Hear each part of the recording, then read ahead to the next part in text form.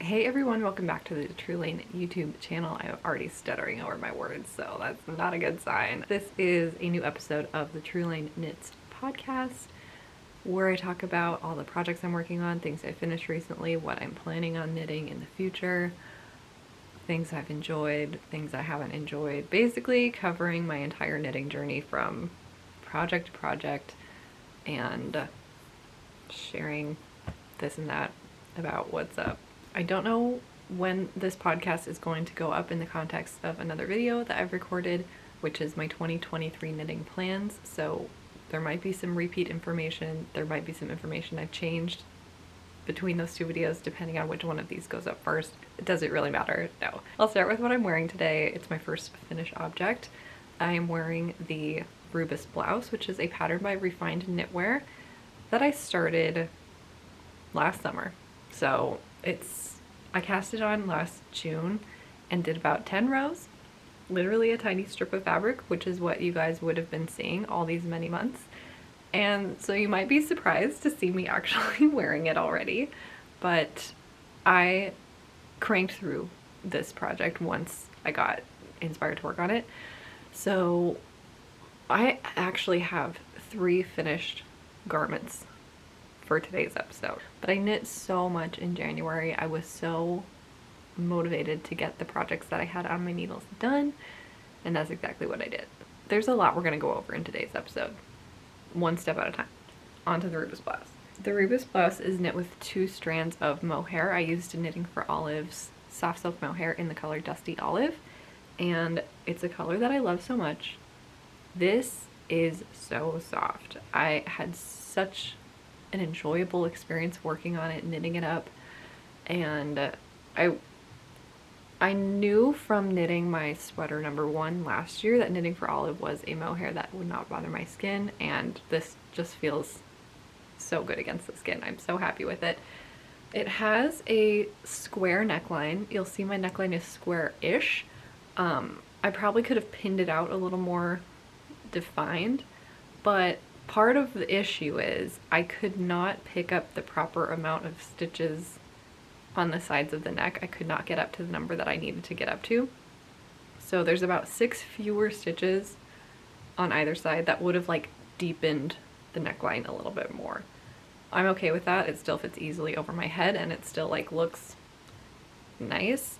So that doesn't really bother me, but overall, I think my gauge was a tiny bit smaller, so, and I knit the first size. It feels good.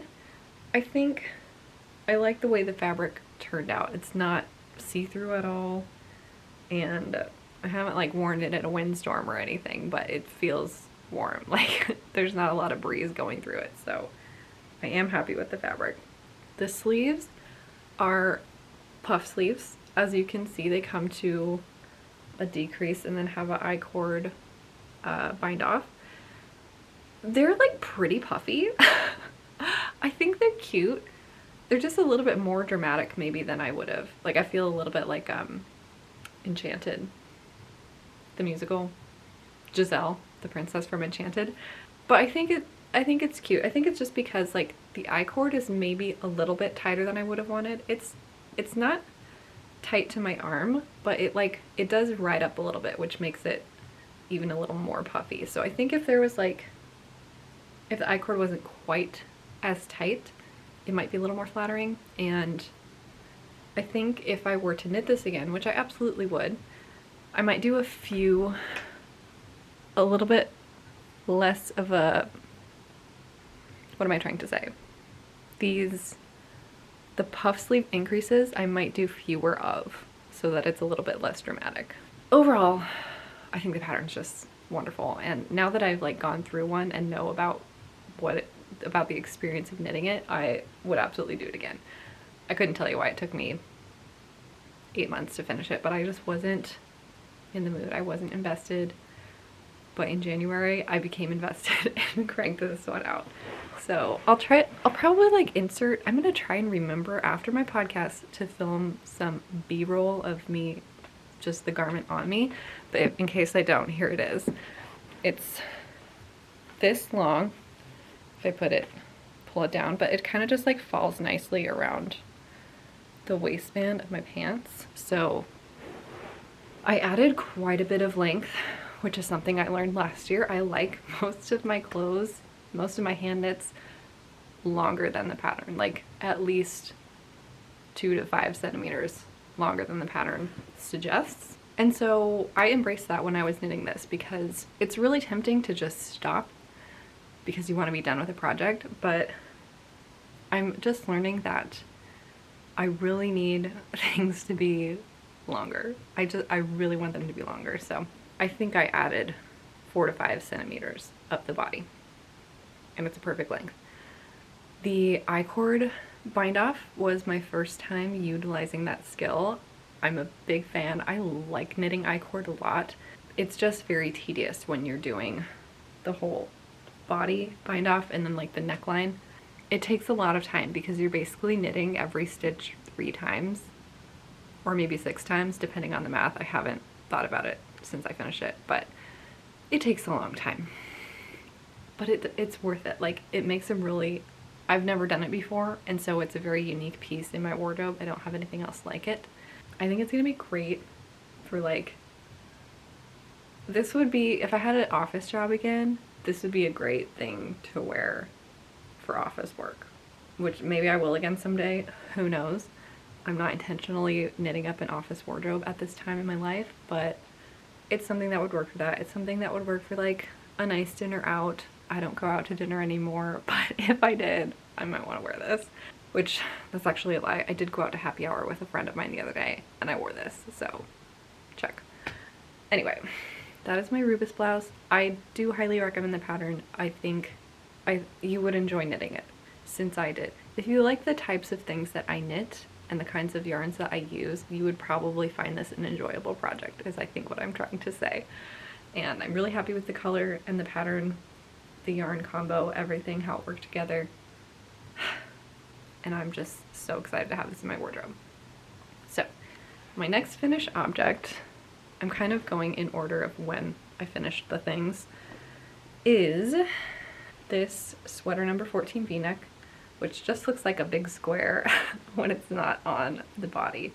Kind of just looks like a big square when it is on my body, but like I say, since I'm not wearing it, I'm going to try to insert some footage of how it fits on me. That was a suggestion that I got in my last video of everything I knit in 2022, to actually see the garments on me, so I'm gonna try and get better at that. But this is it. It is a pattern by My Favorite Things Knitwear. If you're looking for a v-neck sweater that looks like this, I would recommend the Harlow v-neck by Caidree, which to me is actually a better looking sweater.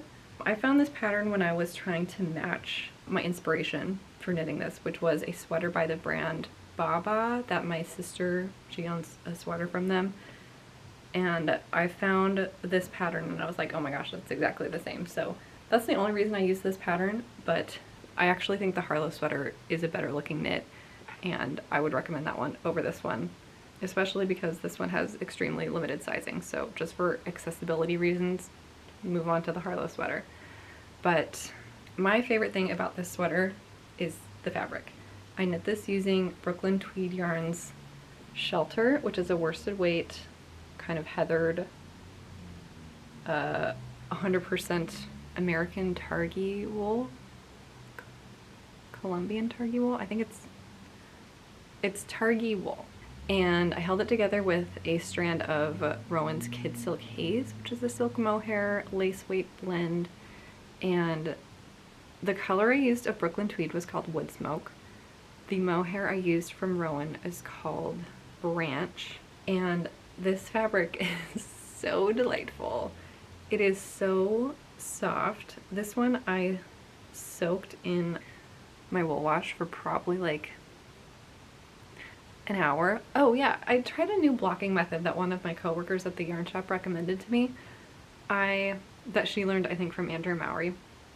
And she used the hottest tap water she could, and then just placed this in the water, in the tub, in the bath. I actually used the bathtub because this sweater is so oversized. That was the only place it would fit. But so I used the hottest water possible, placed it in without what's the word, agitating the water at all, and then let it soak in there until the water was cool, which took like an hour. I don't know if that has something to do with the exquisite softness of this fabric. If it did, I'm gonna try it again. We'll see. This was such a great combo of yarn. I would absolutely knit something else in, because Shelter has so many different colors.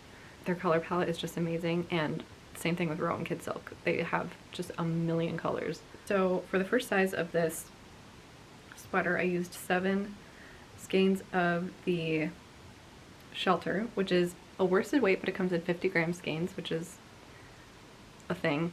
It's kind of annoying, but then you get a more exact amount that you need. So like instead of 8 skeins, 400 grams, I only needed 350 grams. So I guess there is a benefit to it.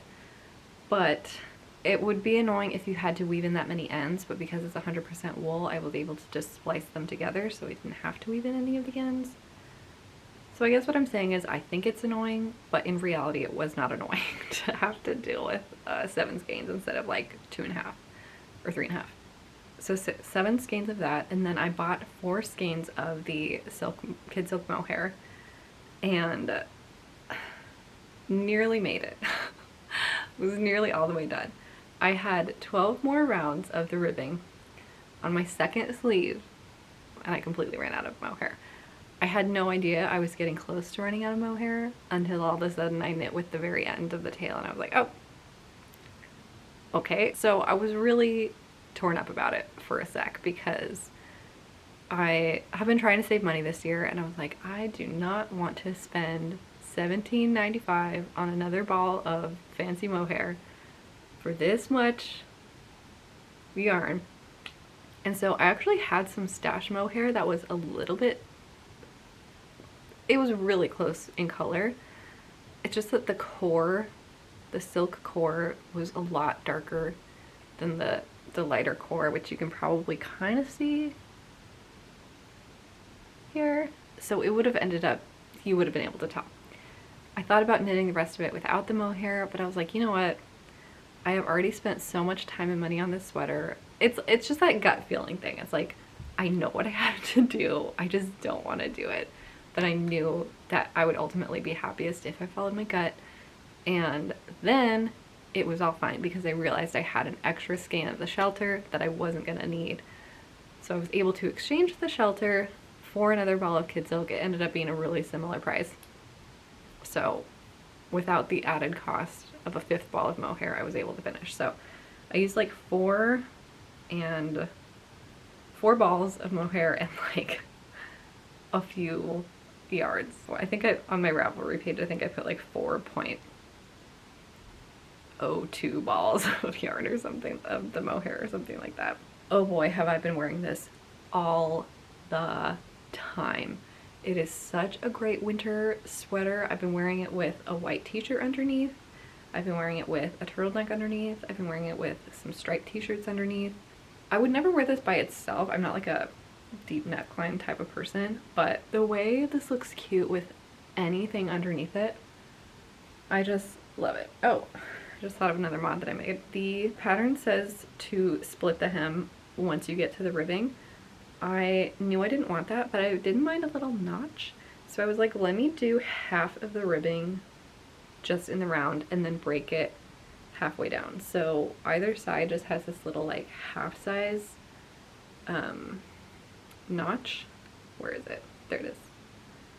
And truly, when I make the Harlow v-neck, I'm gonna do the same thing. I think it has that same like split hem on the ribbing, but I really like the look of this better. It fits my style better. It's just cute and I like it. So I'm gonna do that again. So this was a pretty quick knit. It's kind of like an Aran weight because the Shelter is quite thick, and then the mohair adds that tiny bit of extra bulkiness. So I think I knit this in maybe like 3 weeks. You'll be happy to know that all of my projects are on Ravelry now. I think I'm truelane on Ravelry.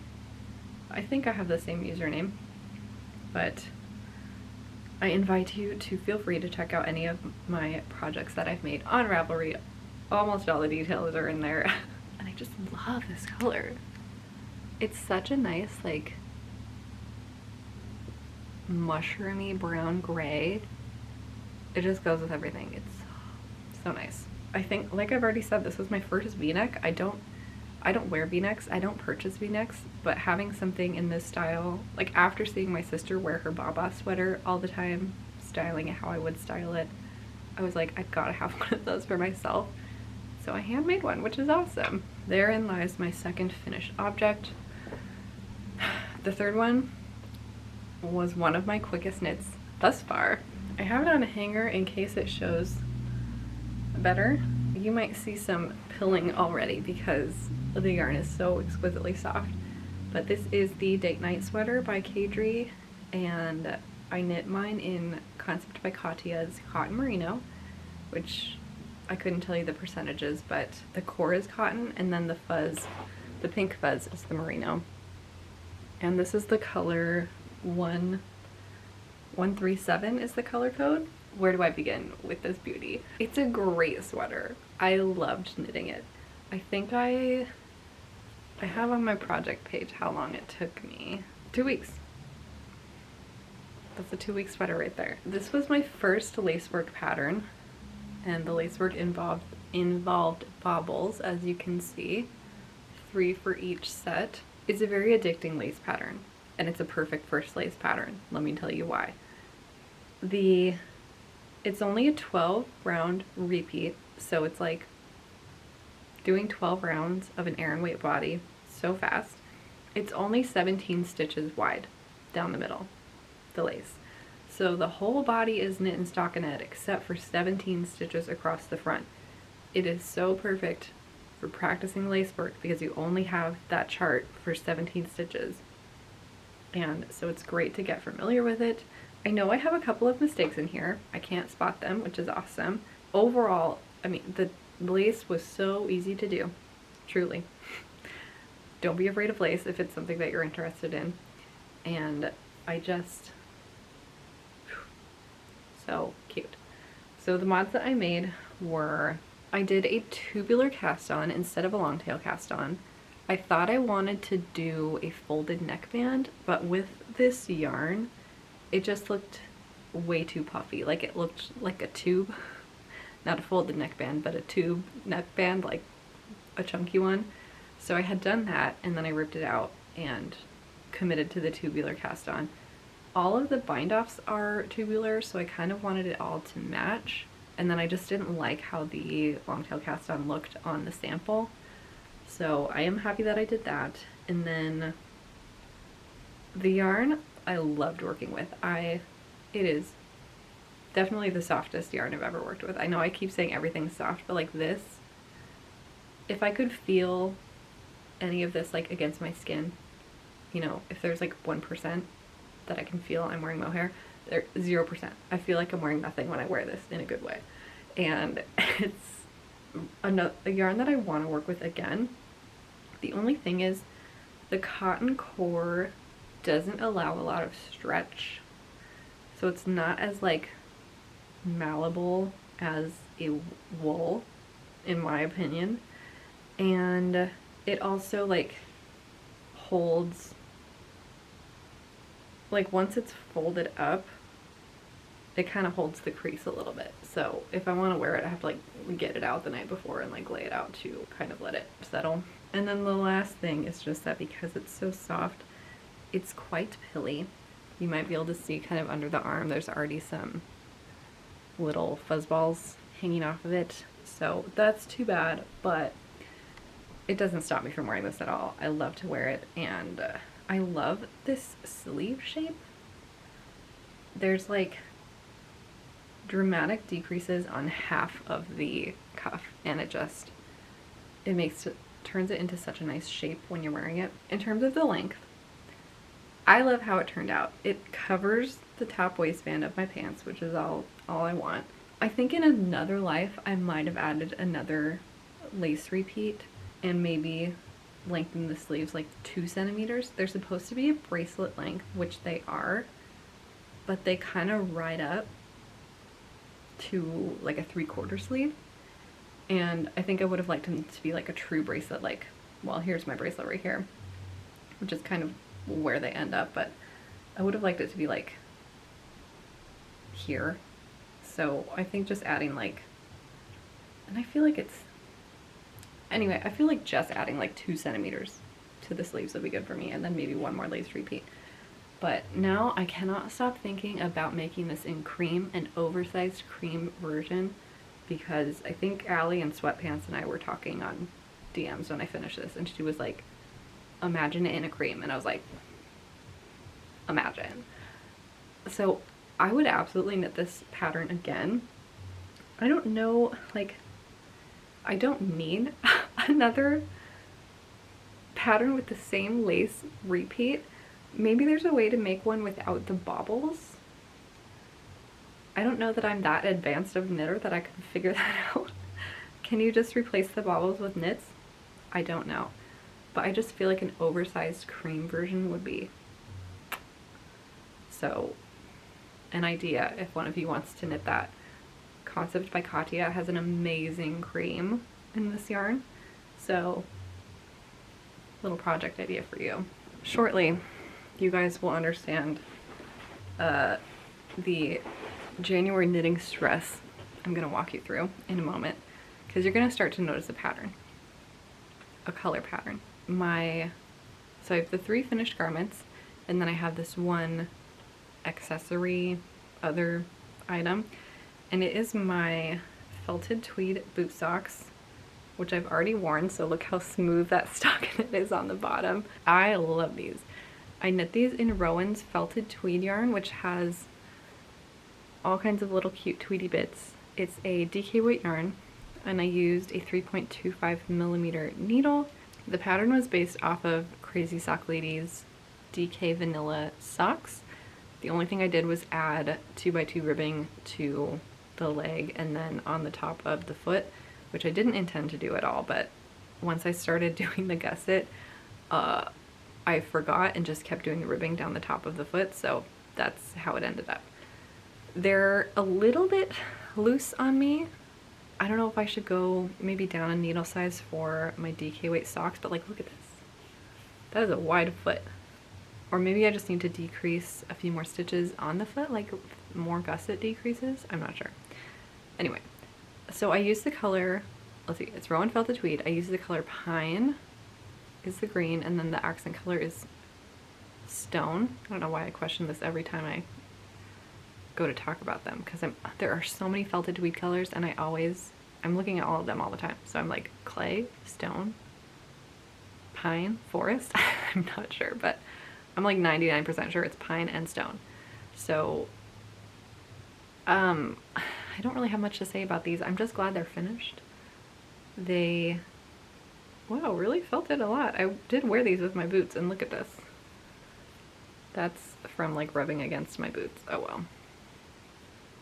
Just get that off right there. Yeah, we're gonna try and go a little smaller next time, I think, with the DK weight socks, but I'm glad to have them off the needles. All kinds of exciting new cast-ons to share with you, so let's dive into it. I'm not going to be showing any of my kind of hibernating whips, because who needs to see that if there's no progress? But I will say one of them is green. I'm sure you've seen my Sweetheart Rib Top by Friday Knits. It's like a lime green color. I have this, which is an olive green color. I have these, which is a pine green color. And everything, all of my garments are solid. The green, the brown v-neck, the pink day-night sweater, okay? Take note of all these trends, because they're gonna come into play when I talk about my January knitting stress. So I had 3 finished solid garments, and Ozetta last month came out with her new pattern called the Port Sweater, which I died over. I was like immediately casting that on. The ribbing along the sleeves, so cute. The perfect length turtleneck. It's like not a fold over, it's not a mock neck, it's just like it's so pretty. It's a worsted weight pattern. She says you can do worsted with mohair or without mohair, and it ends up the same. I was like, put the mohair in there. I'm obsessed with mohair. I need it in everything.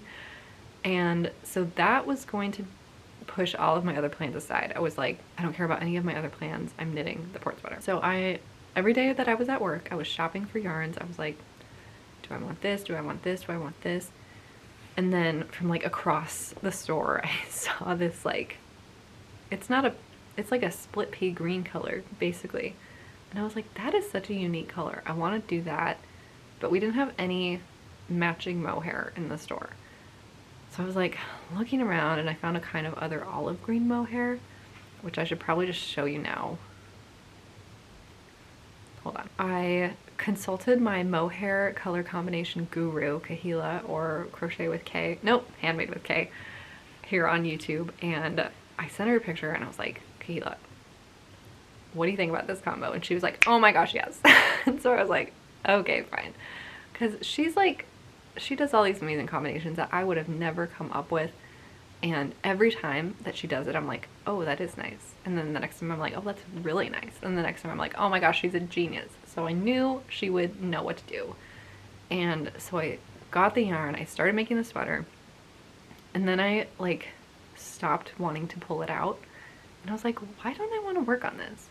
So then I started like looking at all my projects and how all of them were green and how all of them were solid colors. And all of them were, except for the lace weight, these back, shoulder, construction, pickup, join, crazy sweaters.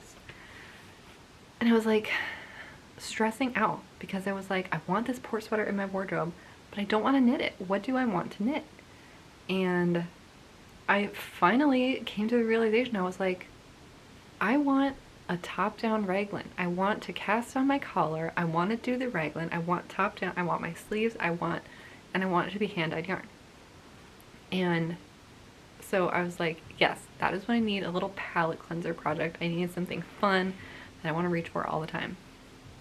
And so I decided on the Lento sweater. Everyone's been making the Lento sweater because I think the Crayabea and somebody else, I'm so sorry I didn't look up the details, but there is a make-along going on of the Lento sweater. The Lento sweater is a pattern that was published in LAINE magazine 2 years ago, and it's resurging due to this knit-along. It's knit with fingering weight yarn, 2 skeins for the 2 smallest sizes, unheard of, and a mohair. I started stash diving. I have lots of single skeins of hand-dyed yarn, and I have lots of sweater quantity of hand-dyed yarn, like 3 and 4 skeins. And I'm like, I'm not about to start a 2 skein project with a 3 skein sweater quantity.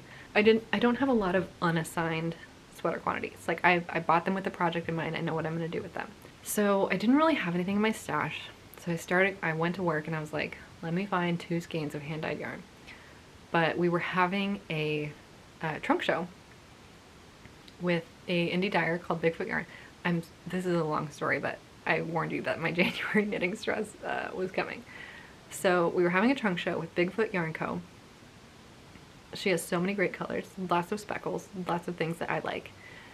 And so I went and I was like, let me pick out a sock yarn and then let me pick out 2 skeins for my Lento sweater. And so we were there. The trunk show was chaos because of course it was. So I'm grabbing yarn. I'm like, this is gonna work, this is gonna work, this is gonna work. And I'm like running around the store looking for mohair to pair with it. And finally I decided on a color. I'm like, okay, I'll do this. And it was kind of a neutral, like with some grays, browns, beiges. It was really pretty. And so I got home and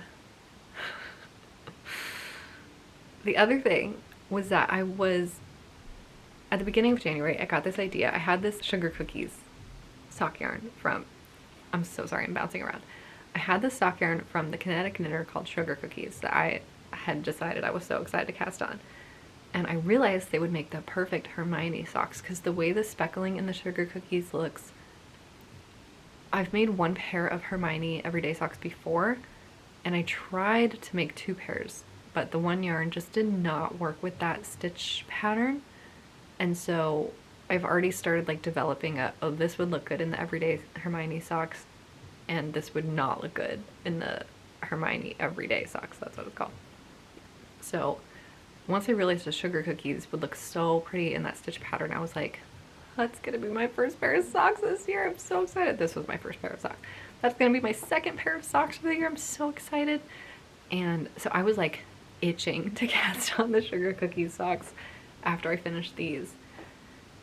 And then the sock yarn that I was so excited about that I got at the trunk show, I was like, it's so pretty, let me cake it up and start knitting these socks. So I wound up my brand new yarn and I started knitting socks, and like after the cuff I was like, I don't want to knit these socks. I want to knit my sugar cookie socks. And so I was like, hold on, I need a drink. This is where my knitting goals for 2023 comes in, which I'm not sure if that video's up or not. What I was doing was serving 2 of my knitting goal needs. I have a huge goal to knit through my sock yarn stash this year. The sugar cookie socks would do that. I was so excited to cast them on. I want to get to a place in my stash where I go buy yarn, I can cast on the project. Doesn't that sound so satisfying? I feel like we're all wanting to do that. But so I had this sugar cookies idea in my mind, but then I got my shiny new yarn and I was like, I just got it. It's not going to go in stash. I'm going to cast it on. Here we go. And so I was like serving 2 sides of myself, but it wasn't making me happy trying to do a little bit of both. So, and this was like 3 days of turmoil for me. I was like, I don't know what to do. I don't know. I'm not happy with my knitting. Like, what's going on? So I finally like talked myself. I was like, let me put my brand new socks on hold and cast on my sugar cookies socks. That's what's gonna make me happy. That's what I want. I'm gonna use my hand-dyed yarn stash, and at the same time I went into my stash and I found 2 skeins of hand-dyed yarn, extra special hand-dyed yarn that I had bought last year that I didn't have a project assigned to. I kind of did, but it wasn't singing to me yet. I found them and I was like, oh, this is my Lento sweater. So I cast on the Lento sweater hand-dyed yarn. I cast on the sugar cookie socks hand-dyed yarn. I figured that would take care of my urge to take a break from solid projects, because my other anticipated project was the dad sweater by Emily Curtis that is also a solid. So I was like, maybe I'll be more motivated to work on that if I have these other hand-dyed projects going on. All this to say, I sorted out my knitting dilemmas. When I tell you, I was like overwhelmed. I was like, I bought this yarn for my port sweater. I'm not working on it. What am I gonna do? I'm gonna be so disappointed in myself. But I reframed everything. I was like, I took it to its simplest form of like, just do what you want to do, Chelsea.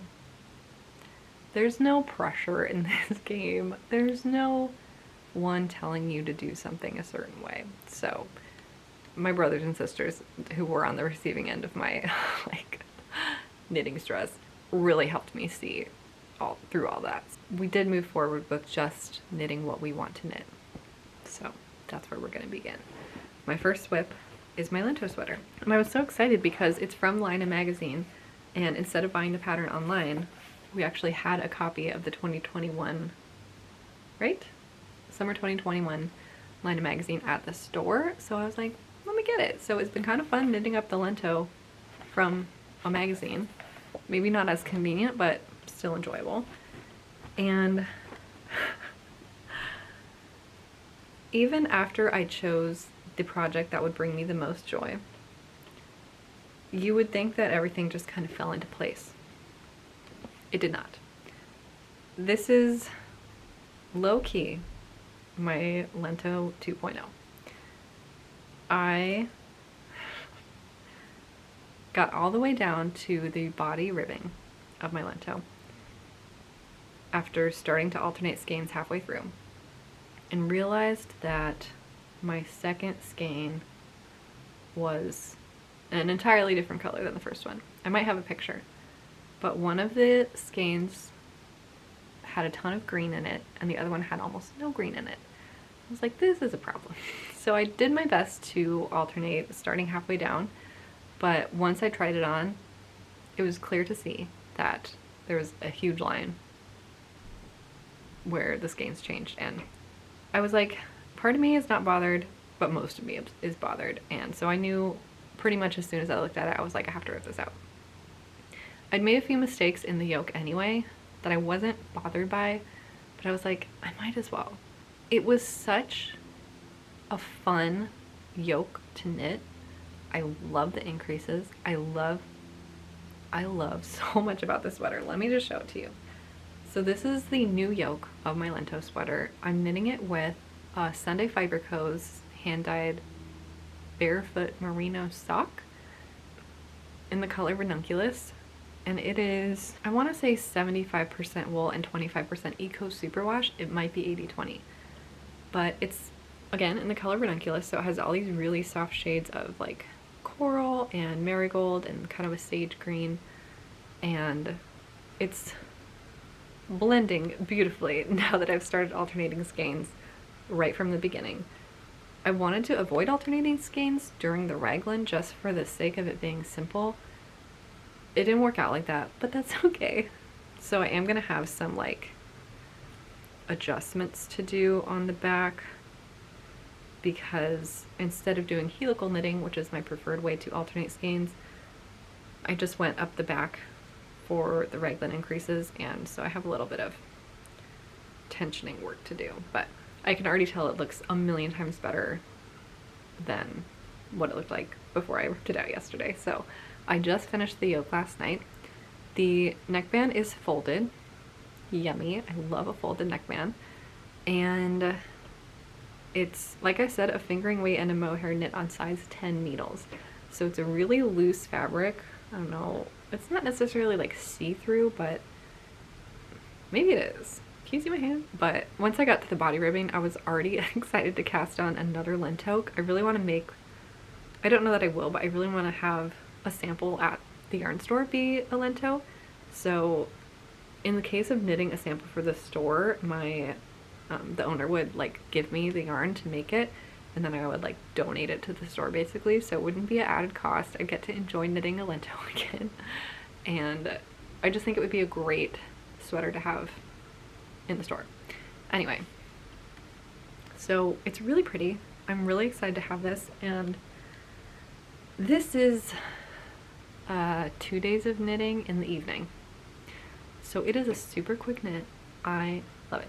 The folded neckband uses a provisional cast on. I would highly recommend not doing that. This is one of the projects that have caught me on the knitting struggle bus lately, and I cannot wait to be let off at the next stop, because there's just been so many things that are like not going right. And the provisional cast on was the first one. It is so convoluted. You have your live stitches. When you're ready to knit them together, you have to put them onto a needle, put the two needles together, knit them together with a third needle. It's like heart surgery or something. Like it was. So where I was making my mistakes in the yoke is that they have you place one stitch marker for every raglan.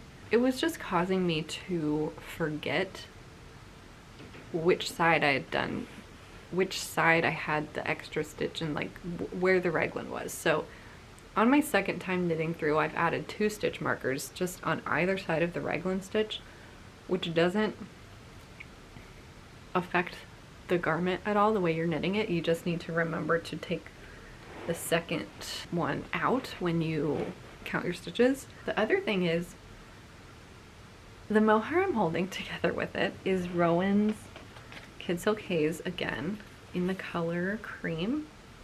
The color code is 634. And it's like very fuzzy.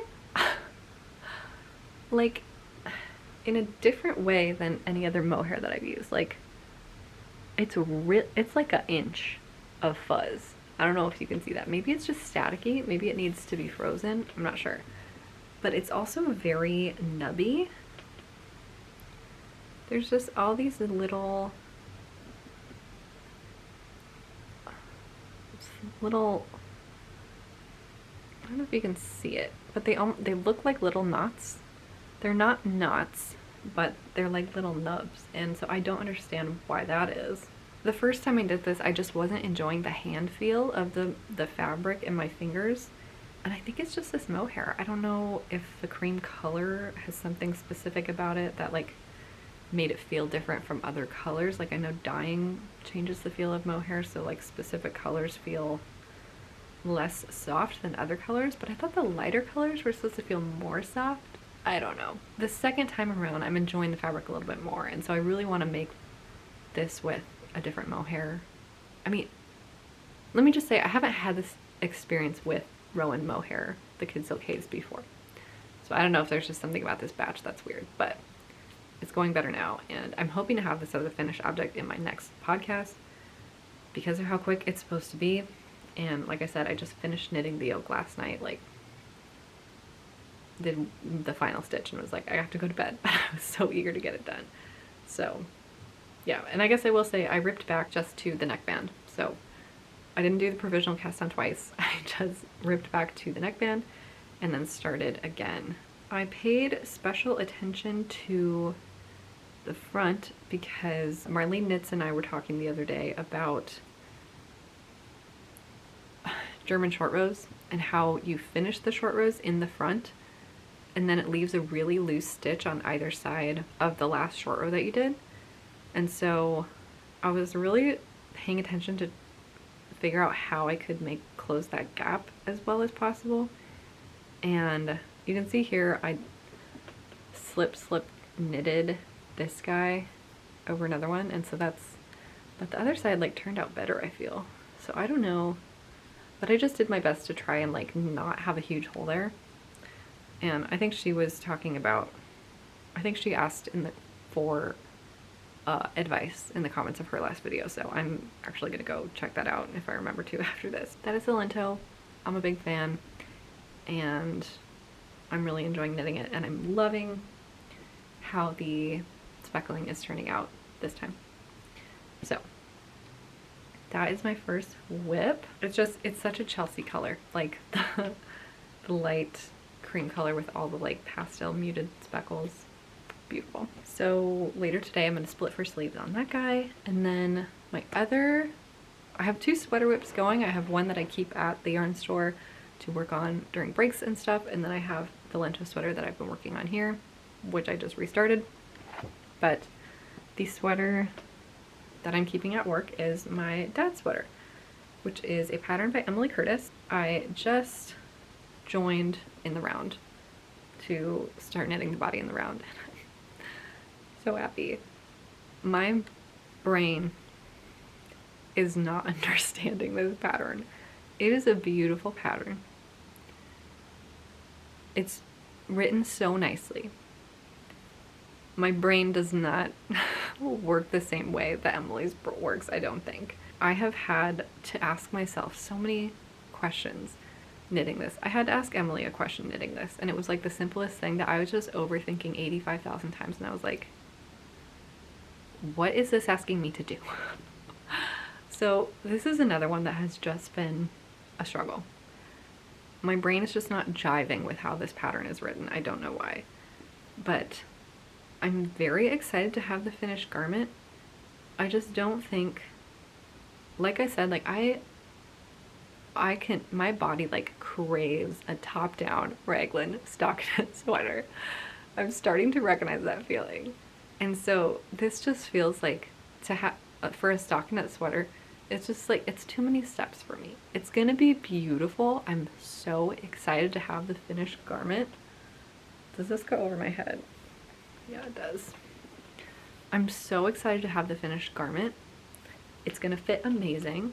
It's going to be a beautiful sweatshirt, wear every single day type of sweater. But I'm probably not gonna make it again. Different types of patterns hit with different types of people, and I just know, like I already have several patterns that I just know I'll reach for over and over again. And this one is just gonna be an extra special, singular dad sweater that will live in my closet forever. But like I said, it's a beautiful pattern, and I highly recommend it. Like, you knit it up, it's a winner. I just know that this will be my one and only special dad sweater for a long time. Just watch, I'm gonna knit it up directly after I finish it. But I am loving my yarn choice. It is a worsted weight sweater. Emily recommends using La Bien Aimée Cory worsted, I think, which actually has the exact same gauge as Lore, which I am using, which is a DK weight yarn. But it's 21 stitches to the inch, and I'm pretty close to gauge after measuring. But it's 100% Kent lamb's wool, and I'm using the color Serene, which let me give you a close-up because it's absolutely beautiful. It's an off-white with all kinds of speckly gray hairs in there, and it's just gorgeous. So, and I'm really excited for this to block out. I just think it's gonna be delightful. Oh no, I lost my sweater. Oh, I lost my needle stopper. I am really excited to be at the knitted in the round part. I think I should have printed out the pattern because there's just a lot of jumping around to different instructions. Lots of charts for the increases. There's a chart for every size of the increases, which is like, I've never experienced that before. And speaking of the increases, Emily tells you exactly how to do them. She lays it out so clearly. And I have a mnemonic device for remembering make one left and make one right. And it's very simple. It's just right back, left loop. That's how I remember. What's funny about my mnemonic device is it doesn't explain anything. So when I say right back, I mean make one right, you lift the bar from the back. And when I say left loop, I mean you knit through the back loop. And I know how to do it because I know that you do the opposite. This is not gonna make sense to anybody, but I'm only saying half of the instruction in my mnemonic device. So when I say right back, I'm only talking about how you lift the bar. When I say left loop, I'm only talking about how you knit the bar. So when I say right back, I mean pick it from the back, you knit it through the front loop. And every single time, I'm like, right back, back loop. And then I get to the end of the row and I need to do a make one left. And I go left loop. Oh, left is the back loop. So I'd say like 70% of the increases in this sweater are going exactly the wrong way. That's totally fine with me. It doesn't matter at the end of the day. But oh my gosh, if you have a mnemonic device for something, let it explain how to do the thing. Because every time, it's just been cracking me up that I cannot get it right on this sweater. I'll start the increases, I'll be like, okay, here we go, right back, right back. And then I get to the end and I'm like, oh, I was supposed to do the lift from the back, knit through the front loop. So I'm gonna need to start paying more attention to my increases to make sure, just take a little extra second to make sure you're doing it the right way, Chelsea. That is my advice to me. But anyway, so I've gotten this far. I still have this much left of the first ball. I only have 4 skeins of this yarn. I'm knitting the second size, which I think should be plenty. Just gonna keep working away on this on my lunch break and at knit night. And I'm a little nervous about the sleeves because there's short row shaping in the sleeves. So I'm kind of like nervous about this whole situation, but I'm determined to have this sweater and I know it's gonna be awesome.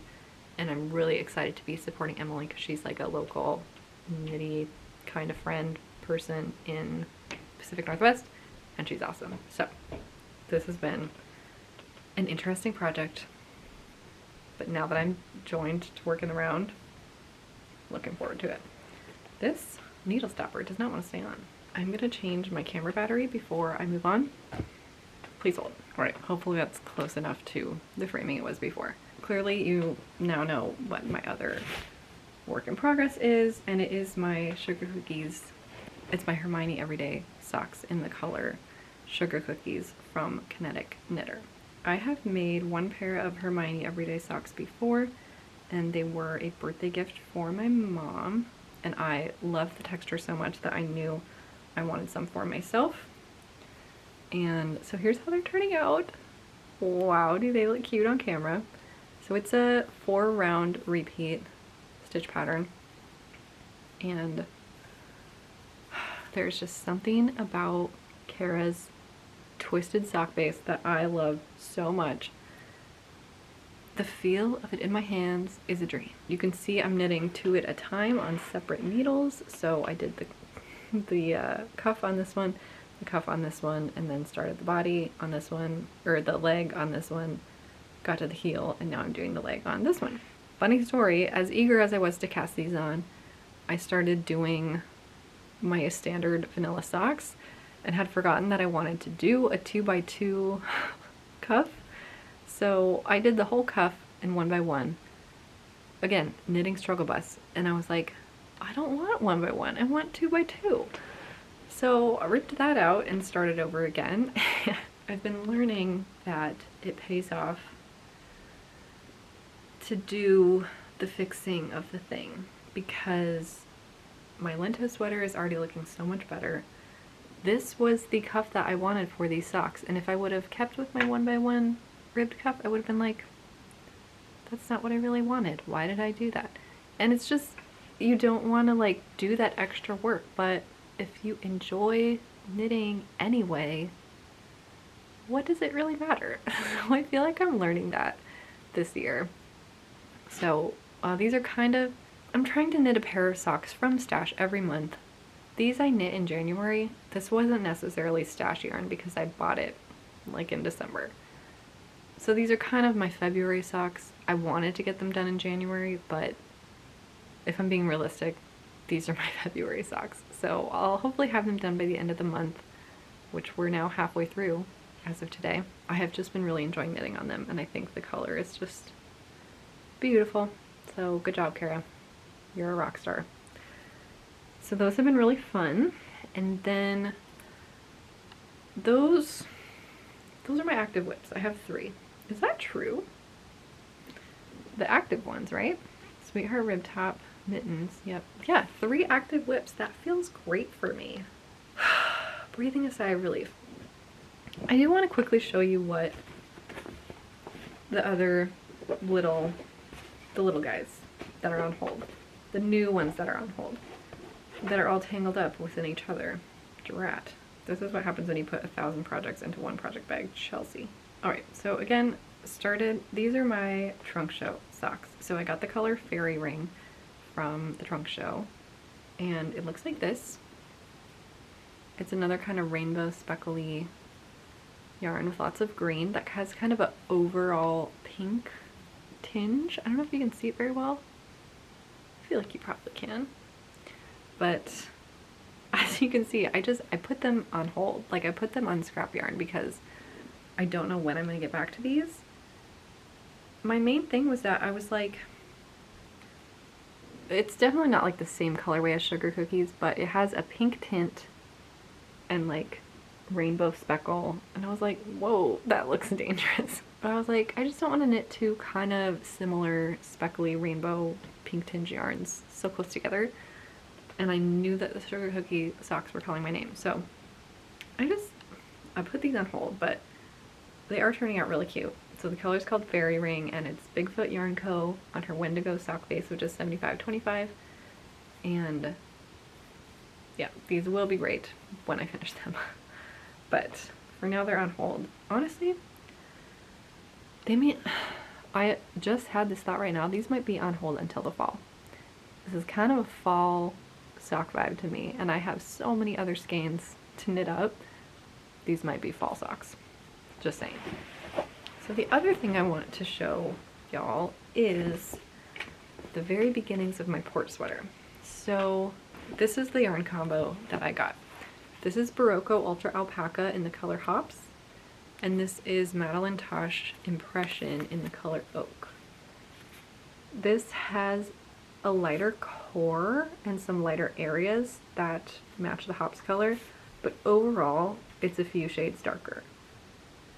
I couldn't envision what these would look like together, so that's why I decided to give them a try. And I only got this far into the project, but it's a very mossy, swampy green with some variation in there. And you can see why I had to stop, like green, green, green, green everywhere. But I think it like still looks fine on me. How do I cover up the rest of my green? I think it's like a flattering enough color. So what I've been sitting with is, do I want to continue making this pattern in this color? Like, do I want to keep this color, Do I want to make the pattern with a different color? Do I want to, because the main thing is I'm obsessed with this color. Do I want to use this on its own for a different pattern and not use the green mohair with it? I'm still not sure. Emily Curtis, who designed the dad sweater, and Maya, whose last name I don't know, from La Mercerie, a local yarn shop here in Seattle, they both cast on the port sweater as well. And so like I'm reinvigorated to work on it again.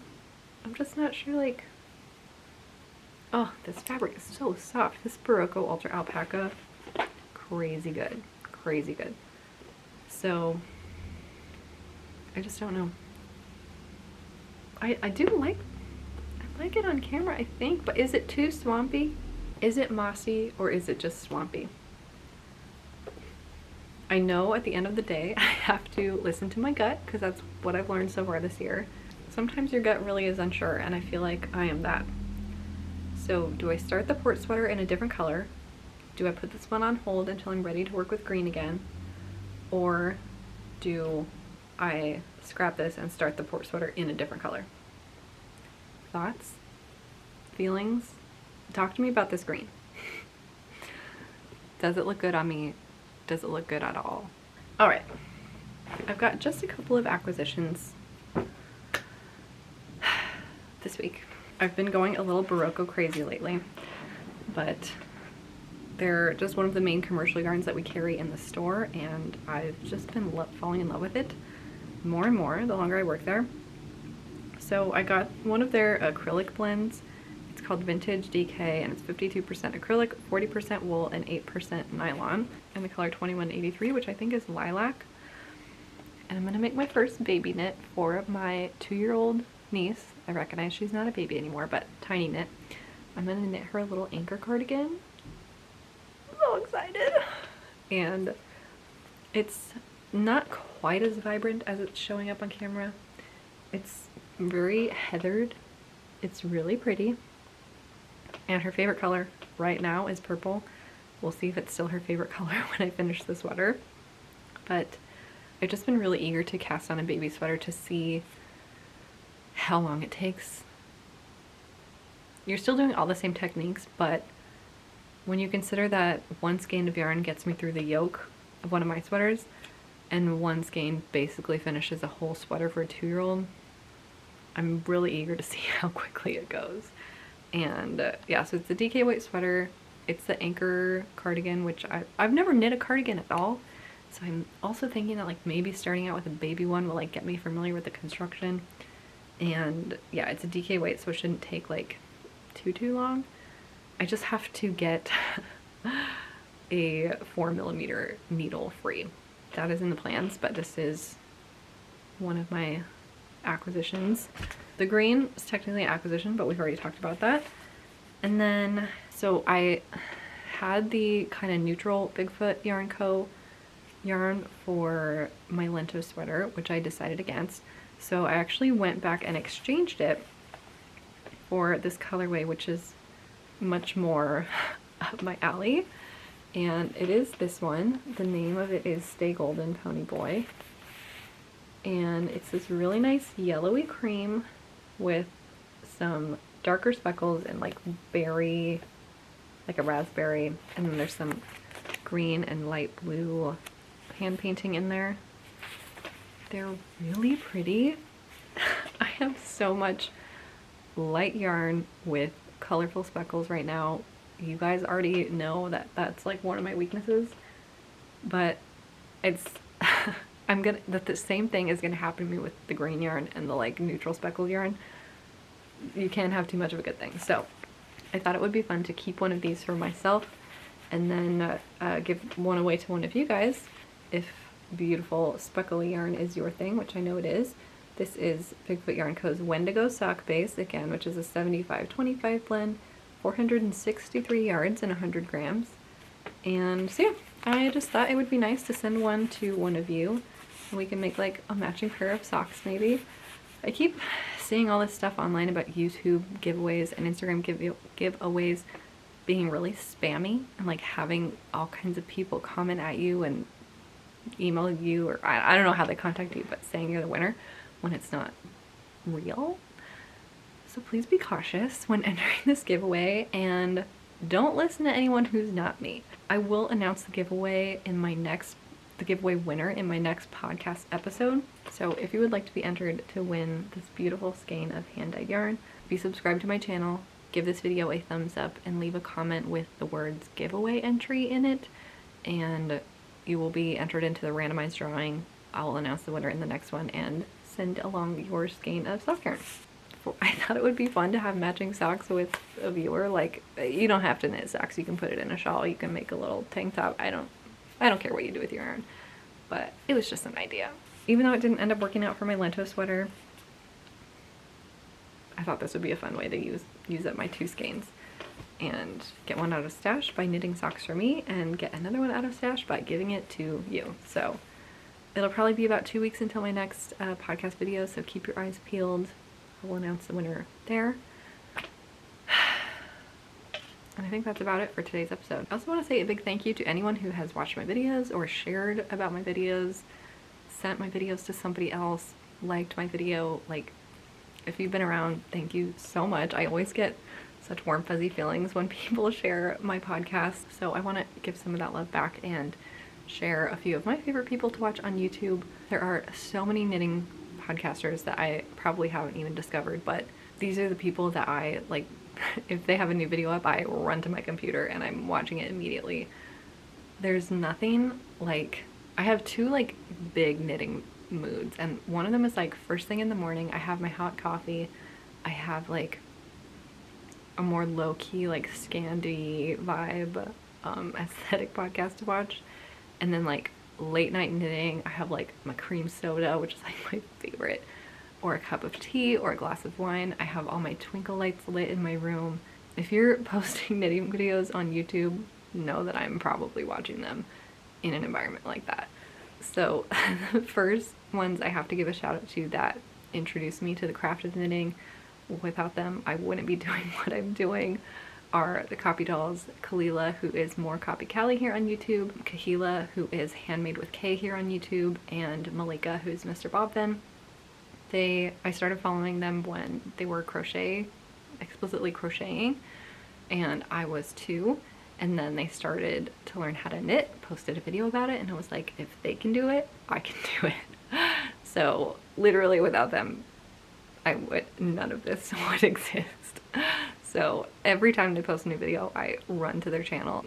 Kahila also has a writing channel, which as a fellow writer, I love watching her writing vlogs. It's Words by K or Words with K, I can't remember which one, but I'll link both of them below because I love watching them. Another one of my favorites is Popsicle Frog Knits. Her name is Brooke. Brooke is awesome. She has such nice taste in projects and yarn, and she's very funny in a very great deadpan way. I feel like we share a lot of the same humor, even though I don't know her. I have mad respect for her. I think she's killing it. She's like the epitome of cool. Like, her styling, and like she's always wearing these cool t-shirts. Her room is so cute. I really like all of her videos. Another one I like to watch is Marlene Knits. She is from Germany, and her life aesthetic is like sublime. I don't know how she exists in a world that perfect, but every photo she takes is like matches her aesthetic, and she's really sweet. We've had a couple of knitting Zoom dates, and she's actually planning to come to Flock Fibre Festival this summer, which is really exciting to think that I'll actually be able to meet her in person. Her videos are just so calming, and we have a lot of similar taste in projects and yarn as well. So I really like watching her. A newer one to me is Allison Marie Knits. She is based in Nebraska, and I just found her like last month, but there's just something about her that I'm like really drawn to. A, she's gorgeous. B, she also has like exquisite taste in yarn. She's very, again, like calming to listen to. Like, she has a really cute cat, and I found her because I found this ruffle sock pattern on Ravelry and went to her Instagram, found out she was super cool, found out she had a YouTube, and so now I'm just like her biggest fan. So I highly recommend her videos as well. Another person that I love is Allie in Sweatpants. She's a really unique voice on YouTube because she only purchases non-animal fibers. So she mostly knits with like cotton, bamboo. Give me a few more, Allie. I can't remember any other fibers. Linen. Not silk because that's an animal fiber. Yeah, so she has a really interesting perspective and she's just like funny. Like, I think I just randomly clicked on one of her videos one day and she's so prolific. She knits so much. Her projects are so cute. I always like watching her, and she's a good like evening one, like really chill. So many of her products I want to make. She just started making this bubble cardigan, which is a Stephen West pattern, which I've never knit anything by Stephen West, but I'm like, get that on my needles. Let me check out my subscriptions really quick. Oh, Knitted by Whitney. I love Knitted by Whitney. She is so funny, and she's like one of those people that is 100% herself, and it is like contagious. Like, it just radiates from her, and I love her so much. Plus she's a library technician, and I've also been a library technician, so I like feel connected to her in that way. Can't forget Alexandra's Garn. She makes me laugh out loud. Her videos are so funny. I'm gonna say those are all the ones I like run to my computer when they post a new video. They're just the best vibes. Like, they're all great people, and they're the ones that like I've watched a bunch of people like on and off. I'll like watch a few of their videos or like spend a couple of months like watching them religiously, but these are the ones I always come back to, and I just can't stop. So thank you, all of you ladies, for posting such great content for me to watch. Yeah, I'm always, like I said, I keep discovering new ones. So, oh, and I also want to mention my Hannah. She's like a new Instagram friend I have. Her name is The Breakfast Books. She's Pages and Pearls, I think, and she just started doing a knitting podcast, and she's I don't think she's a beginner knitter because she's knit a lot of small projects, but like she just did her first sweater. So yeah, she's another like kind of knitting / writing person that I have found. So yeah, after you finish my video, those are a few suggestions for you to check out if you need some more stuff to watch to get you through whatever you're working on. It's nice to measure your time based on like podcasts. Like, if you click on a 50-minute video, it's like, okay, got 50 minutes of work. What can I make progress on? Put in a progress keeper next time you start a podcast. It's so much fun to see like how far you can get in that hour of time. And then if you like knit all day like I do, you have like many 1-hour videos in a row, and you can just like knit all day long. That's my dream. Thanks so much for clicking on mine. Would love for you to subscribe to my channel if you haven't already. Give this video a thumbs up and leave me a comment letting me know what you're working on. I always love to hear what you guys are working on. I get so much inspiration from finding out what projects are on your guys' minds, what you want to work on, what you're finishing up, and just in general, anything you have in response to say to my video, if it's kind, if it uses kind words. Anyway, I'm off. That's it. See you next time.